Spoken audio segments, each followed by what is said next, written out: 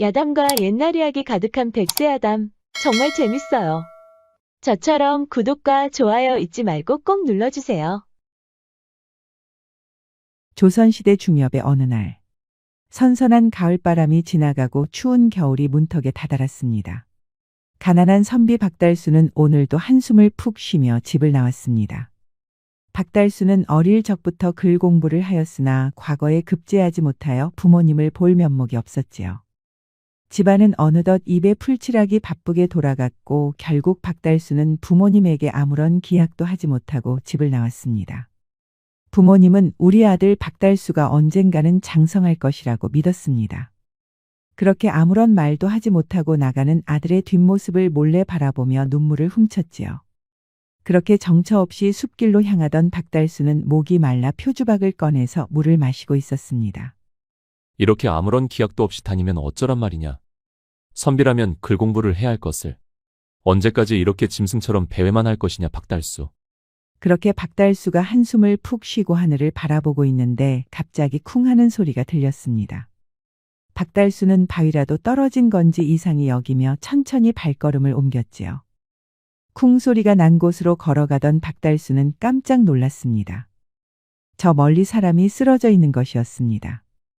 박달수는 얼른 뛰어가서 맥박부터 확인하려 했습니다. 가까이 다가간 박달수는 또 한 번 놀랐습니다. 옷차림은 분명히 산적인데 얼굴은 아주 젊고 고운 여인이었지요. 이보시오. 괜찮으시오? 박달수는 여인의 몸을 조심스럽게 흔들어 보았습니다. 여인의 얼굴에서 미세한 움직임이 있었지만 깨어나지 못했습니다. 박달수는 얼른 여인을 업었으나 그 다음부터는 어떻게 해야 할지 알 수가 없었습니다. 이곳저곳을 둘러봐도 숨만 보였으니까요. 박달수는 무작정 여인을 업고 뛰기 시작했습니다. 열심히 뛰다 보면 작은 고울이라도 나오기를 믿었지요.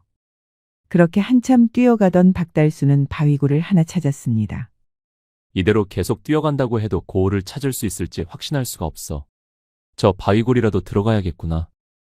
박달수는 어쩔 수 없이 바위굴로 들어가서 여인을 조심스럽게 눕혔습니다.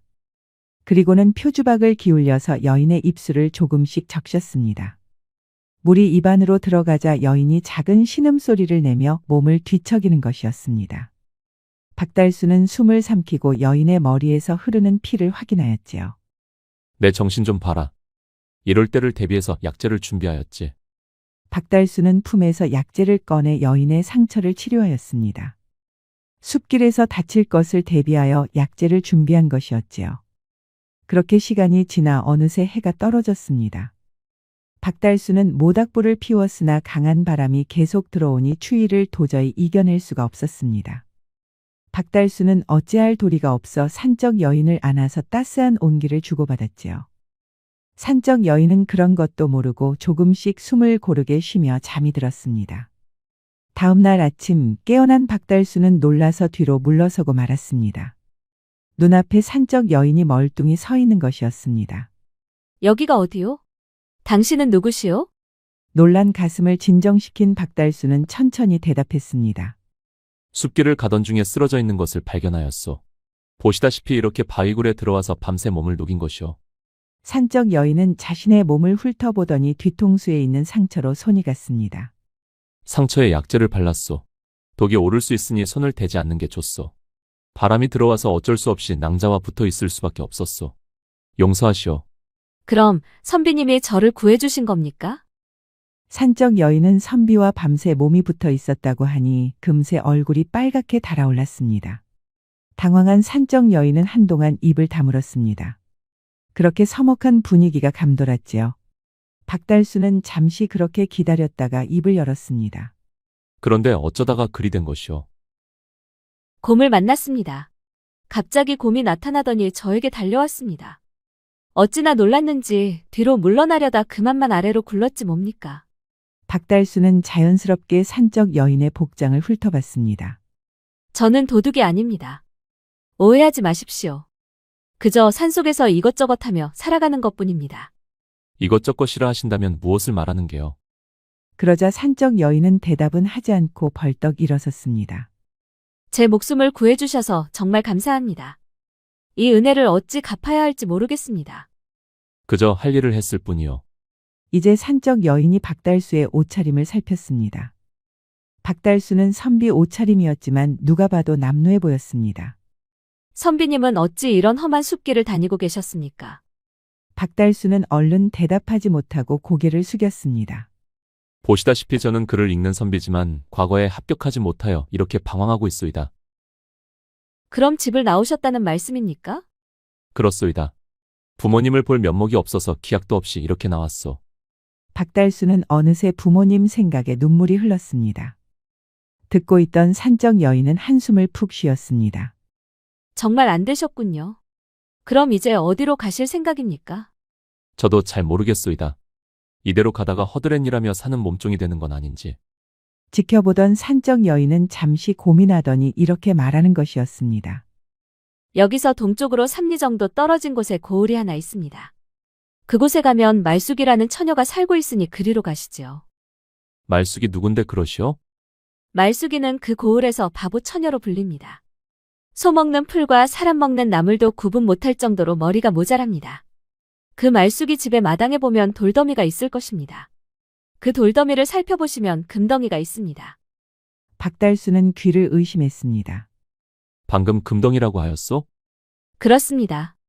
그 금덩이를 가져가시면 글 공부할 필요도 없이 충분한 재산을 모으실 겁니다. 산적 여인은 그렇게 말하고 바위굴에서 나오려고 했습니다. 하지만 박달수는 그렇게 여인을 보낼 수가 없었지요. 잠시만 기다리시오. 말숙이라는 사람이 처자와 무슨 상관이란 말이오. 그리고 그 금덩이는 어째서 돌더미에 있단 말이오. 산적 여인은 알 수 없는 표정을 짓더니 이렇게 말했습니다. 보시다시피 저는 여인의 몸이지만 산적으로 살아가고 있습니다. 금덩이를 숨길 곳이 없어서 바보 처녀의 집에 숨겨놓은 것입니다. 선비님은 저희 은인이시니 가져가십시오. 그럼 전 이만 가보겠습니다. 내 이름은 박달수라고 하오. 낭자의 이름이 무엇이오? 이름이라도 알려주시오. 산적 여인은 대답은 하지 않고 숲속으로 사라졌습니다. 박달수는 잠시 바위굴 안에서 생각에 잠겼습니다. 산적 여인 말대로 금덩이를 가져가면 바로 부모님에게 효도하며 살 수 있겠지요. 하지만 금덩이는 산적이 훔친 것이 분명하니 마음에 걸렸습니다. 지금까지 과거에 급제하지도 못하였으니 앞으로도 급제한다는 보장이 없구나. 이렇게 방황만 하다가는 진짜 몸종으로 살아갈 것이 뻔하다. 부모님 생각을 해야지. 찬밥 더운 밥 가릴 처지가 아니란 말이다. 결국 박달수는 산적 여인이 말한 고을로 향했습니다. 금덩이로 무엇을 하면서 살아야 할지 천천히 고민하면서 말이지요.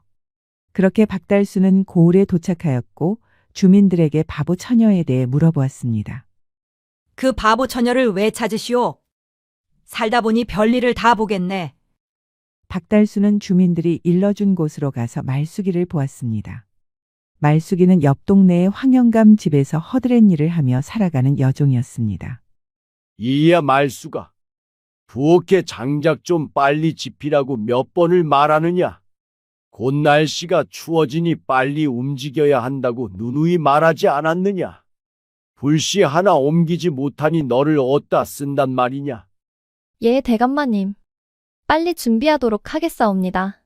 하지만 말숙이는 불씨 하나 옮기는 것도 영 서툴렀습니다. 글 공부만 하던 박달수가 봐도 너무 어리숙해 보였지요. 말숙이는 아무리 봐도 어디가 아파 보이는구나. 박달수는 말숙이가 어쩌다 저렇게 됐는지 궁금했습니다. 그리하여 동네 주민들에게 수소문해 보았지요. 말도 마시오. 이 동네에 역병이 크게 돌아서 많은 사람들이 목숨을 잃었다오. 말숙이 부모도 역병에 걸려서 일찍 세상을 떠났지 뭐요. 그러다 저렇게 실성을 한 게요. 박달수는 안타까워 한숨이 절로 나왔습니다. 말숙이는 마침 마당을 쓸고 있었는데 무엇이 그리 좋은지 행복하게 웃기만 하는 것이었습니다. 저렇게 불쌍한 처자에게서 금덩이를 훔칠 수 없어. 부모님을 생각하면 당장 저 금덩이를 가져가야 하거늘. 이 일을 어쩐다. 박달수는 그렇게 말숙이 집 앞에서 고민하고 있었습니다. 말숙이가 일을 마치고 돌아올 때까지 결단을 내리지 못하고 있었지요. 선비님은 누구십니까? 박달수는 말숙이가 다가오는 것도 모르고 있다가 깜짝 놀랐습니다. 저는 그냥 지나가는 나그네요. 그러자 말숙이는 방긋 웃더니 이렇게 말하는 것이었습니다. 선비님, 당장 묵을 곳이 없으시면 제 집에서 지내시지요. 박달수는 당황하여 말을 잇지 못하였습니다. 하지만 부모님을 잃고 살아가는 말숙이에게 이상하게 연민이 갔습니다. 그럼 신세 좀 져도 되겠소? 얼마든지 묵으셔도 됩니다, 선비님. 박달수는 낯선 사람을 아무런 의심도 없이 들이는 말숙이가 안타깝기만 했습니다. 말숙이 집으로 들어오는 박달수는 마당에 있는 돌더미에 시선이 갔습니다. 겉으로 보면 그냥 단순한 돌더미였지만 아래에 묻힌 돌이 희미하게 빛이 나고 있었습니다. 저것이 바로 금덩이로구나. 지금이라도 저것을 가져가서 집으로 돌아가면 부모님 살아 계실 때까지 효도하고 살아갈 수 있겠지. 하지만 박달수는 내키지가 않았습니다. 글 공부를 하는 선비로서는 도저히 용납할 수 없는 행태였지요. 선비님, 여기 밥상 차렸으니 맛있게 드시옵소서. 저는 지금껏 혼자 살았사옵니다. 선비님이 계시니 이제 더는 쓸쓸하지도 않고 외롭지도 않을 것이옵니다. 박달수는 서글퍼서 눈물이 흘렀습니다. 부모님과 기약도 없이 나왔으니 말숙이를 바보 처녀라고 놀릴 자격도 없었지요. 박달수는 결국 금덩이 근처에도 가지 못하고 잠을 청하였습니다. 말숙이는 순진하게도 박달수 옆에서 코를 골며 자고 있었습니다. 그런데 늦은 새벽에 말숙이의 집을 유심히 지켜보는 사람이 있었습니다. 바로 산적 여인이었지요. 저 선비가 금덩이를 가져가지 않고 대체 뭐 하는 거야? 산적 여인은 검을 뽑아서 말숙이의 집으로 다가갔습니다. 너 이놈 박달수. 말숙이가 바보 처녀라고 몹쓸 짓을 하는 게로구나. 산적 여인은 박달수를 치안으로 여기고 당장 방으로 들어갈 태세였습니다. 하지만 문틈으로 들여다본 산적 여인은 놀랐습니다. 말숙이가 걷어찬 이불을 박달수가 다시 덮어주는 것이었습니다. 그리고는 제자리로 돌아가 다시 잠을 청하였습니다. 박달수. 설마 말숙이를 동정하는 겐가? 산적 여인은 다음 날에도 말숙이 집을 몰래 지켜보고 있었습니다. 박달수는 말숙이 집에 묵고 있으면서도 돌더미에는 가지도 않는 것이었습니다. 대체 무슨 생각을 하는 겁니까, 선비님? 설마 말숙이를 가엾게 여겨 금덩이에 손도 대지 못하는 geb니까? 산적 여인은 그날 이후로 계속 말숙이 집을 들렀습니다. 박달수는 이제 말숙이 허드렛 일을 돕고 있었습니다. 박달수 역시 일은 서툴렀지만 말숙이에게 큰 도움이 되고 있었지요. 그러니 황영감도 박달수에게 점점 호기심이 생겼습니다. 자네는 몸종은 아닌 것 같은데 어디서 왔는가? 소인은 박달수라고 하옵니다, 대감마님. 과거에 급제하지 못하여 이렇게 떠돌이 신세가 되었사옵니다. 그런데 어찌 말숙이를 도와주고 있는 겐가? 저 아이가 바보 처녀로 불리는 것은 알고 있는 겐가? 그렇사옵니다, 대감마님. 우연히 지나가다가 집에 묵었사온데 사정이 딱한 것으로 보여서 일손을 좀 돕고 있을 뿐이옵니다. 말숙이한테 자네와 같은 오라버니만 있었더라도 얼마나 좋았겠는가? 저렇게 실성하였으니 누가 혼담을 넣지도 않을 테고 말이야. 황영감은 혀를 끌끌 찼습니다. 염려하지 마시옵소서, 대감마님. 저야 어차피 떠돌이 신세이니 힘 닿는 데까지 말숙이를 돕겠사옵니다. 그럼 나야 편하고 좋지만 선비의 몸으로 언제까지 이런 일을 할 수는 없지 않은가? 글 공부를 할 책은 있는 겐가? 부끄럽게도 책을 살 돈이 없사옵니다, 대감마님. 내 아들이 공부하던 책이 있으니 그것을 갖다 쓰시게. 자네 덕분에 그래도 올해 겨울나기를 빨리 할 수 있게 되었네. 박달수는 바로 황대감에게 큰 절을 올렸습니다. 이렇게 하루 품삯을 주시는 것만으로도 황송한데 책까지 주시니 이 은혜를 어찌 다 갚겠사옵니까? 황대감은 그제야 흐뭇한 미소를 지었습니다. 자네가 워낙 부지런해 보이니 주는 게야. 그러니 열심히 공부하시게. 과거 급제하면 이 은혜 절대 잊지 말게나. 박달수는 그날부터 허드렛 일과 동시에 글 공부를 다시 시작하였습니다. 말숙이는 그저 박달수가 곁에 있는 것만으로도 행복하였지요. 그렇게 힘들게 일하고 오는데 책이 눈에 들어오십니까, 선비님? 그게 참 신기하구나. 몸은 고된데 오히려 책이 잘 읽히는구나. 집에서 어머니가 차려주는 밥 먹고 편하게 앉아서 공부할 때는 몰랐는데 이렇게 땀 흘리며 품삯 받고 일을 하니 보람이 생기는구나. 그래서 그런지 공부가 더 잘 되는구나. 그럼 저도 읽어볼래요, 오라버니. 박달수는 놀라서 말숙이 얼굴을 빤히 바라보았습니다. 방금 오라버니라고 하였느냐? 오라버니라고 부르면 안 되겠습니까? 말숙이가 부끄러운 얼굴을 하고 있었습니다. 가족이 얼마나 그리웠으면 오라버니라고 불렀을까요? 얼마든지 부르거라. 이게 다 말숙이 덕분이 아니겠느냐. 이제부터 오라버니라고 부르거라. 그렇게 말숙이도 책을 읽으면서 점차 글자에 밝아지기 시작했습니다. 그러니 박달수와도 이제 대화가 술술 잘 통하였고 허드렛 일도 이제 서툴지가 않았지요. 지켜보고 있던 산적 여인은 괜스레 눈물이 났습니다. 그러던 어느 날 고을을 돌아다니며 세금 징수와 호적을 알아보던 김하전이 찾아왔습니다. 김하전은 여느 때처럼 말숙이 집을 대충 훑어보고 지나가려고 하였지요. 그런데 김하전 눈길을 사로잡은 것이 하나 있었습니다. 바로 돌더미 아래에 있는 금덩이였지요. 김하전은 국고에 있는 금을 빼돌렸던 탐관오리였습니다. 금에 대해서는 빠삭한 덕분에 단번에 금덩이라는 것을 눈치챈 것이었지요. 이 바보 처녀가 금덩이가 있다는 것도 모르고 있었구나. 이 정도쯤이야 빼돌리는 것은 식은 죽 먹기지. 김하전은 일을 마치고 돌아온 말숙이에게 이렇게 말했습니다. 말수가, 마당에 있는 저 돌더미는 다 무엇이더냐? 말숙이는 해맑게 웃었습니다. 고을 사람들이 쓸모없는 돌을 하나씩 여기에 던지다 보니 저렇게 되었사옵니다. 아전나리. 대답을 들은 김하전은 희죽거렸습니다. 진짜 바보는 바보구나. 그런데 어찌 저런 금덩이가 아래에 숨어 있었을꼬? 탐관오리 김하전은 갑자기 인자한 미소를 짓더니 이렇게 말하였습니다. 돌더미를 저렇게 두면 복이 다 날아가겠구나. 나에게 쓸모없는 볕단이 좀 있으니 그것과 바꾸는 것이 어떻겠느냐? 아전나리 덕분에 살았사옵니다. 이 은혜 평생 잊지 않겠사옵니다. 옳거니 걸려 들었구먼. 김하전은 그렇게 회심의 미소를 지으며 바로 집으로 돌아갔습니다. 바로 볕단과 바꿔치기 하려는 것이었지요. 그런데 방에 있던 박달수가 김하전이 하는 이야기를 모두 엿들었습니다. 저놈이 금덩이의 정체를 알았구나. 이대로 저 금덩이를 빼앗길 수 없지. 박달수는 얼른 금덩이를 돌더미 안으로 더 깊숙이 넣었습니다. 그리고는 빛이 나는 돌을 여러 개 찾아서 바꿔치기를 하였지요. 얼마 있지 않아 김하전이 역군을 한 명 데리고 돌아왔습니다. 말수가, 여기 볕단이 있으니 저기 아래에 있는 돌더미를 가져가겠다. 정말 이 은혜를 어찌 다 갚겠사옵니까, 아전나리. 김하전은 역군이 짊어진 돌을 보며 희죽거렸습니다.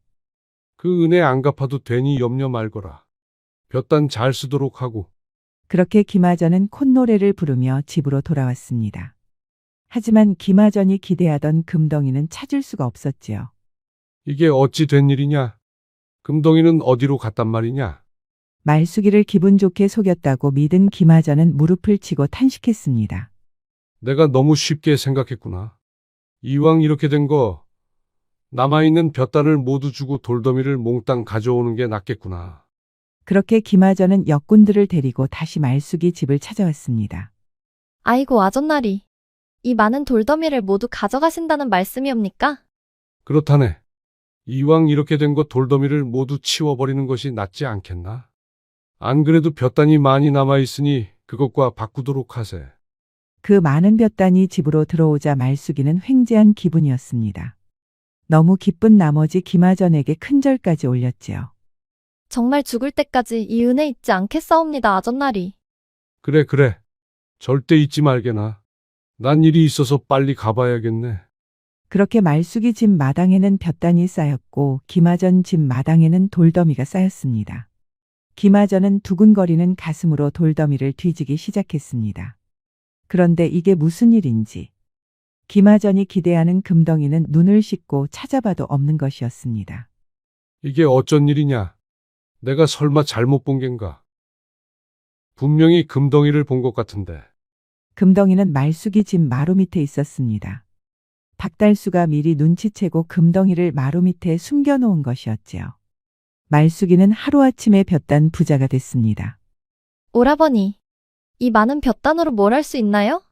박달수는 말숙이 일손을 도우며 볕단의 활용을 모두 꿰고 있었습니다. 이제 집에 앉아서 글 공부만 하던 박달수가 아니었지요. 볕단으로 가마니도 만들 수 있고 집신도 만들 수 있단다. 그것을 시장에 내다 팔면 돈을 좀 벌 수 있을 게야. 그렇게 박달수는 말숙이와 함께 가마니와 집신 등을 만들어서 시장으로 갔습니다. 허드렛 일을 하며 넉살이 좋아진 박달수는 금세 장사에도 적응할 수 있었습니다. 말숙이도 박달수 옆에 붙어서 신나게 장사를 하였지요. 돌더미를 모두 뒤진 김하전은 허무한 마음이 들었다가 갑자기 화가 났습니다. 아무리 생각해도 내가 속은 것이 분명하다. 바보 처녀라고 하더니 그 앙큼한 것이 나를 감쪽같이 속인 게야. 김하전은 말숙이가 금덩이를 숨겼다고 믿고 다시 찾아왔습니다. 건장한 식솔들을 데리고 금덩이를 아예 훔치려고 작정을 한 것이었지요. 그런데 말숙이의 모습은 늘 한결같았습니다. 고을 사람들이 생각하는 것처럼 여전히 바보 처녀였습니다. 게다가 그 많은 볕단을 집신과 가마니로 만들어서 장사까지 하고 있으니 김하전은 또 한 번 당황하였습니다. 금덩이가 있었으면 저렇게 고생하면서 장사를 할 이유가 없지. 내가 잘못 본 모양이구나. 애초에 저 바보 처녀한테 금덩이는 없었던 게야. 그렇게 김하전은 투덜거리며 다시 집으로 돌아갔습니다. 금덩이를 잘못 본 자신을 탓하면서 말이지요. 어느새 박달수는 작은 땅을 하나 가질 수 있을 정도로 돈을 벌었습니다. 황대감 머슴들에게 배운 대로 농사도 시작하였지요. 황대감은 농사를 짓는 박달수를 흐뭇하게 지켜보고 있었습니다. 대감마님 나오셨사옵니까? 자네가 농사를 다 짓는다고 하니 안 찾아올 수가 없었지. 얘기 들었네만. 볕단으로 장사까지 하였다던데. 그렇사옵니다, 대감마님. 자네의 그 끈기가 정말 대단하구먼. 그동안 배운 것으로 장사에 농사까지 짓다니. 그야말로 일취월장이 아닌가. 이게 다 대감마님 덕분이옵니다. 황대감은 고개를 저었습니다. 아닐세. 이건 전부 다 자네의 그 지조 덕분일세. 난 자네가 잠시 머물고 있다 갈 줄 알았네. 바보 처녀 말숙이를 언제까지 지켜줄 수는 없는 게 아닌가. 하지만 자네는 끝까지 말숙이를 지켜주었다네. 그런 지조는 여느 선비에게도 볼 수 없는 것이야. 과찬이옵니다, 대감마님. 그렇게 세월이 흘러 박달수는 큰 부자가 됐습니다. 농지는 몇 배가 더 커졌고 장사 수완까지 좋아서 박달수를 최고의 상인으로 불릴 정도였지요. 박달수는 그렇게 금이 환영하였습니다. 부모님과 눈물의 재회를 한 것이었습니다. 그리고 박달수의 배필도 부모님 앞에 절을 올렸습니다. 바로 말숙이었지요. 말숙이는 박달수를 따라 글을 열심히 읽었고 어느새 정신을 차려 예전의 말숙이로 돌아오고 있었습니다. 말숙이는 시부모를 부모님처럼 여기며 정성껏 효도하였습니다. 서방님, 이제 행복하십니까? 그렇소. 이게 다 부인 덕분이요. 그때 부인이 집에 묵으라고 하지 않았다면 이렇게 배필이 되지 못했을 것이오. 박달수의 품에 안긴 말숙이는 조심스럽게 입을 열었습니다. 서방님의 마지막 소원이 있지 않습니까? 그것이 무엇이오? 과거 급제 말입니다. 박달수는 수줍게 웃었습니다. 이제 나에게 부인이 있고 부모님과도 재회했으니 더는 욕심이 없소. 제가 지켜본 서방님은 결코 이 자리에만 머물 분이 아닙니다. 반드시 관직에 나아가셔서 더 의로운 일을 하실 분입니다. 과거에 다시 도전하십시오, 서방님. 박달수는 그렇게 다시 책을 들었습니다. 이제 산전수전 다 겪은 박달수는 단번에 과거에 급제할 수 있었습니다. 박달수가 고을 원님으로 나타나자 마을 사람들은 크게 환영했습니다. 바보 처녀를 돕더니 상인으로 성공한 박달수. 그런 박달수가 과거까지 급제하였다고 하니 고을 사람들은 하나같이 감탄하는 것이었습니다. 박달수는 그렇게 고을 사람들의 존경을 받으며 원님의 자리에 올랐습니다. 그런데 박달수를 불편해하는 사람이 한 명 있었습니다. 바로 금덩이를 훔치려고 했던 김하전이었지요. 김하전은 바보 처녀를 돕던 박달수가 고을 원님이 되었다고 하니 믿을 수가 없었습니다. 사또나리, 전해 드릴 것이 있어옵니다. 이 근방 숲속에서 도둑질을 하던 산적들을 잡았사옵니다. 지금 옥에 갇혀 있사온데 사또나리의 처분을 기다리고 있사옵니다. 산적들이라 당연히 큰 벌을 내려야겠구려. 그런데 좀 이상한 것이 하나 있사옵니다. 산적들 중에 웬 여인이 있사옵니다. 방금 여인이라고 하였소? 그렇사옵니다. 그 여인이 미리 신고를 하여 산적들을 잡을 수 있었사옵니다. 자기들의 도둑질을 미리 신고를 했다니 좀 이상하지 않사옵니까? 박달수는 바위굴에서 함께 지냈던 산적 여인이 떠올랐습니다. 내가 직접 신문하겠소. 사또나리가 직접 그런 천한 것에게 물어볼 필요는 없사옵니다. 박달수는 김하전을 날카롭게 쳐다봤습니다. 그 누구도 천한 사람은 없소이다. 당장 앞장서시오. 그렇게 박달수는 산적 여인과 재회했습니다. 산적 여인은 모든 것을 체념한 듯 고개를 숙이고 있었지요. 죄인은 고개를 들라. 어허, 사또나리께서 고개를 들라고 하지 않는가? 산적 여인은 천천히 고개를 들었지만 박달수를 바로 알아보지 못했습니다. 아전은 볼일 보시오. 저 처자는 내가 직접 신문할 터이니. 김하전은 고개를 갸웃하며 밖으로 나왔습니다. 고작 도둑질을 한 산적에게 신경을 쓰는 박달수가 이해가 가지 않았지요. 나를 알아보지 못하겠소. 그제야 산적 여인은 박달수를 알아봤습니다. 몸을 부들부들 떨며 탄식이 나오더니 금세 눈가가 촉촉해졌지요. 미리 신고를 하였다고 들었소. 왜 그런 것이오? 이대로 도둑질을 하며 살 수는 없었사옵니다. 산적 여인은 박달수를 지켜보며 마음을 고쳐먹은 것이었습니다. 박달수의 지조를 지켜보며 더는 도둑질을 하며 살고 싶지 않았지요. 그날 밤 박달수는 사색에 잠겼습니다. 산적 여인 덕분에 말숙이를 만났으니 어쩌면 빚을 졌다고 볼 수 있었습니다. 그때 말숙이가 들어오더니 박달수에게 이렇게 말하는 것이었습니다. 서방님, 부디 그 산적 여인, 순이를 살려주십시오. 박달수는 깜짝 놀랐습니다. 부인이 그 산적 여인을 어찌아시오? 실은 그 여인은 저희 동생입니다. 고을에 역병이 돌았을 때 말숙이는 부모님이 모두 돌아가시면서 실성하였습니다. 어렸던 동생은 언니가 바보가 되자 같이 있고 싶지 않았지요.